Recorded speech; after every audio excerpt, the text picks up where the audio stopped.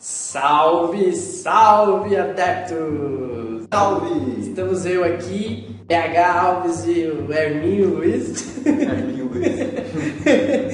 Tem mais um Perguntas e Respostas do Conversa entre Adeptos. Número 6, né? Número 6! O anterior foi com o Emanuel e o Roy. Sim. E o próximo também vai ser vocês. O próximo vai ser a gente de novo. Eles têm um contrato fixo aí com a Rede Nacional de Televisão, a Adeptílica. Exatamente. Nosso lar pede toda vez para participar. Senão a gente tá mais chibatado no astral. Uhum. Eu queria falar sobre um pouquinho antes dos perguntas anteriores que a gente fez, né? E queria agradecer o pessoal que está compartilhando. E é sempre importante pra gente esse trabalho de compartilhar e dar um like, né? Porque além de motivar a gente a fazer mais desse programa, ajuda a gente a fazer mais esse programa. Isso, ajuda a gente a chegar mais longe, né? E quem sabe sanar dúvidas de outras pessoas que ainda não conhecem a gente e a gente pode ajudar nisso. A gente quer também só afirmar uma coisa, que a gente não é a resposta, como se diz assim, não é a verdade absoluta. Sim. Né? Não significa que o que a gente está falando aqui como fala? A única verdade que exista. Existem outras vertentes, outros tipos de estudos e outros processos. Então a gente fala, dentro do nosso limite, a gente responde aquilo que está dentro do nosso limite de conhecimento. Espiritual também. Sim. E vocês têm total liberdade, se alguém se conhecer profundamente sobre um assunto e vier com uma informação que seja diferente, achar que a gente falou alguma coisa errada, vocês podem vir conversar com a gente. Manda um e-mail, sabe?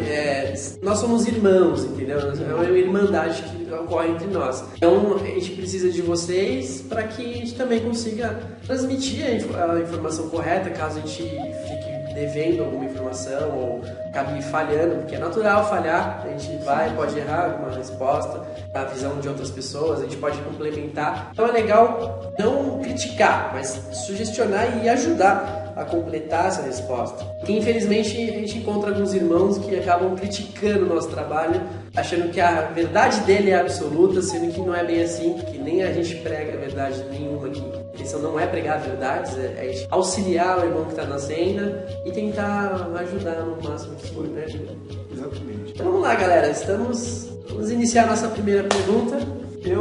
A primeira pergunta é a seguinte: vocês podem me falar alguns símbolos de proteção de diversas culturas? Estou montando um desenho que queria umas ideias para pesquisar e incluir. Obrigado. Olha, legal da simbologia que funciona da seguinte forma. Algumas simbologias são iguais em outras culturas, com significados parecidos também. Um exemplo disso vamos usar um exemplo mais clássico, além do pentagrama, que é o hexagrama, que é a estrela de 6 pontas. Dentro de alguns estudos do hermetismo, a estrela de 6 pontas representa o que está em cima e o que está embaixo, ou seja, o equilíbrio.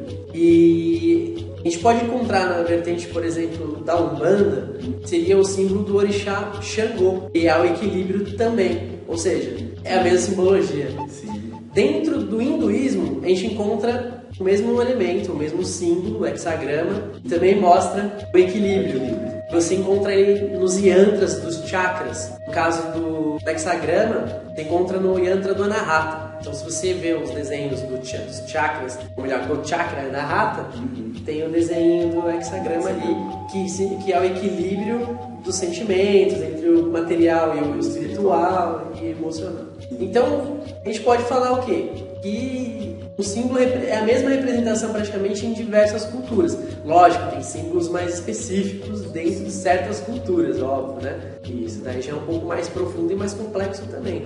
Mas se você pegar pentagramas, hexagramas, círculos, triângulos, são as figuras geométricas sagradas. Estrelas também, né? Geralmente as estrelas têm uma representação muito próxima. Tem um livro muito legal, né? Que fala sobre os símbolos, que é a Escrita Mágica, a Iniciação Escrita Mágica. Exato, tem a Iniciação Escrita Mágica do Rubens Saraceni, da editora Madras. Tá certo que ele volta bastante pra Umbanda, né? Porque esse é o ramo dele. Mas se você pegar o que significa o símbolo, ele meio que mostra o que significa o símbolo em si, que é o significado dele, qual a função dele perante uma utilidade magística, um trabalho magístico. Então eu recomendo esse livro, a gente coloca aqui no...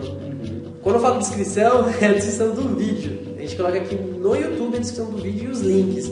Eles não ficam aqui no vídeo, fica aqui embaixo na descrição do YouTube, tá? Então se você tá vendo esse vídeo no Facebook, clica no link do YouTube e entra no YouTube que lá tem todos os links e as descrições específicas. Beleza? Quer falar alguma coisinha?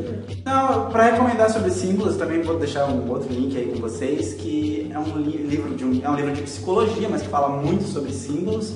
É um livro de Carl Jung, chamado O Homem e Seus Símbolos. Lá vocês vão ter várias referências sobre simbologia e vários símbolos também, alguns até meio desconhecidos. Espero que vocês possam aproveitar aí. Beleza? Segunda pergunta? Segunda pergunta. Gostaria de benzer minha casa antes de me mudar. Posso apenas fazer uma defumação ou algo melhor? Obrigado. Nada. Se você não mudou ainda, né, que você mandou essa pergunta faz um bom tempo e a gente só teve tempo para responder agora, se você continua na mesma casa ainda, é legal você benzer sua casa assim, fazer uma defumação, um arruda aí de neve, e beijoinho, alegria ao fazer, vamos defumar filhos de fé, mas enfim. Você pode fazer sim a defumação com as ervas que a gente acabou brincando aqui, que é verdade. Pode benzer também. Ó, existe algo melhor? Não sei se é algo melhor, porque depende da situação e de como está o ambiente na sua casa, como que ela é, como que já era o ambiente energético do dia a dia dentro da sua família e no aspecto do convívio da rotina, né? Se você acha que deve ser uma coisa mais pesada, precisa de mais um trabalho para ser feito, a gente recomenda aí um processo magístico de banimento, né? Não sei qual é o caso. O ideal e o mais legal de se fazer é isso que você falou. Faz um benzimento, né? Cruza com incenso, compra sálvia branca também, que é legal. Se quiser comprar sálvia branca, que é um bastão de sálvia, eles têm a Terra Mística, que é do site do Rodrigo Queiroz, que é uma loja virtual de vários produtos esotéricos e espiritualistas. Lá tem um bastão de sálvia branca que você faz defumação com aquilo. É bem bacana, o cheiro é fantástico e é um resultado bem gratificante que você acaba tendo lá. Muito bom, muito bem respondido. Próxima pergunta. Eu vejo muitas referências de pessoas se projetando pelo terceiro olho, pelo esplênico e pelo plexo solar. Qual a diferença existente para que o cordão de prata se organize em pontos tão diferentes? Sendo o plexo solar visto em livros internacionais, mesentérico também, aqui no BR, terceiro olho. Obrigado. Interessante essa pergunta, né? Sim. Eu vejo muitas referências de pessoas se projetando pelo terceiro olho ou pelo esplênico. Na real, você pode se projetar por qualquer um dos chakras. Sim. Qual a diferença entre você se projetar pelo esplênico, pelo terceiro olho, pelo coronário, que também costuma acontecer frequentemente, pelo anahata? É a sua frequência energética perante a situação. Quanto mais denso você estiver, mais denso você vai descendo, vai saindo pelos chakras mais abaixo. Projetar pelo Ladara é uma situação um pouco difícil. Nem sempre, às vezes você pode ter você precisa lidar com uma missão, vamos dizer assim, você precisa aprender alguma coisa naquela região que o seu chakra está te colocando como projeção, né?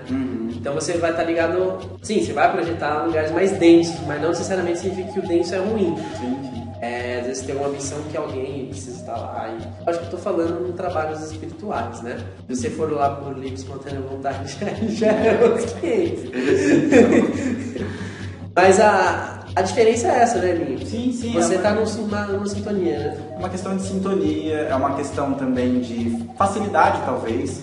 Às vezes você tem uma abertura maior através de um desses chakras e você consiga se projetar com mais facilidade por eles. Exatamente. Muito bem complementado. Próxima pergunta.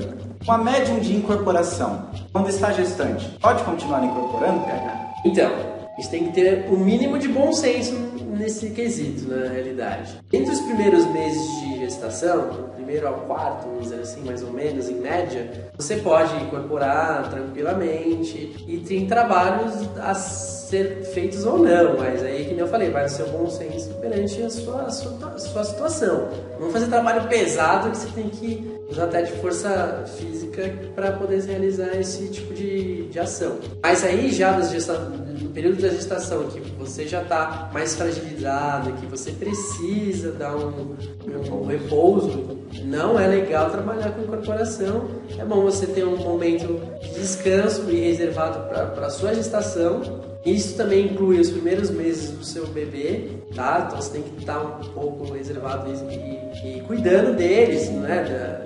Aí o trabalho mediúnico vai depois a gente se preocupa com isso, porque a própria espiritualidade já está voltada a cuidar do seu filho que acabou de nascer também.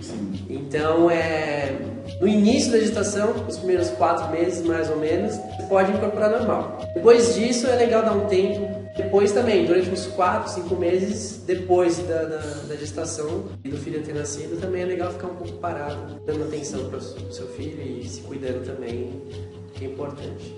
Cautela e prudência, e é isso aí. Mais uma, como funciona a evolução das nossas entidades? A gente tem que necessariamente incorporar para elas evoluírem, e a gente também, dentro da Umbanda. Quer começar? Eu posso me arriscar aqui. Mas aí que eu complemento. Então. Nós todos evoluímos, nós estamos sempre em processos evolutivos. O que acontece? As entidades, assim como nós, elas têm as evoluções próprias delas. Só que, geralmente, e na verdade sempre, as entidades estão lidando com um nível de consciência um pouco mais alto que o nosso, ou às vezes muito mais alto que o nosso. E, diante disso, as necessidades evolutivas delas são bem diferentes, sendo que elas estão trabalhando pelo astral. Elas têm quando elas estão trabalhando aqui junto com a gente, elas estão ajudando a nossa evolução e exercendo a delas ao mesmo tempo. É sempre uma troca em comum que acaba acontecendo. Se a gente tem que necessariamente incorporar para elas evoluírem, eu acredito que não seja assim. E a gente também, a gente vai ter que evoluir sempre, né? Eu não sei se a gente vai se tornar uma entidade a ponto de vir trabalhar com alguma linha. Provavelmente sim, talvez, dependendo das nossas escolhas. Escolha e da escolha do maior, né? Sim. Mas é isso que a Arminha falou, não tem muito segredo, entre aspas, tem segredo e não, né? Porque é uma coisa que acontece, mas a gente não faz muita ideia. Mas não tem regras, assim, que precisa incorporar para evoluir, ou que a gente precisa receber um guia para evoluir, não. Está dentro do processo de evolução, mas não é um quesito para se evoluir.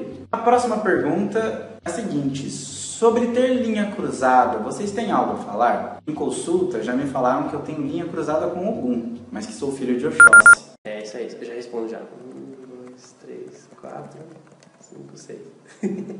Então vamos tirar essa parte, então a gente faz assim na próxima. Então vamos fazer No próximo Perguntas e Respostas você vai conferir o que é essa pergunta. Faz lá de pergunta aí pra gente saber. Como funciona a evolução das nossas entidades? A gente tem que necessariamente incorporar... Essa foi a que a gente já respondeu. A que a gente vai fazer, nós vamos fazer na próxima, vai ser essa daqui, ó. Sim.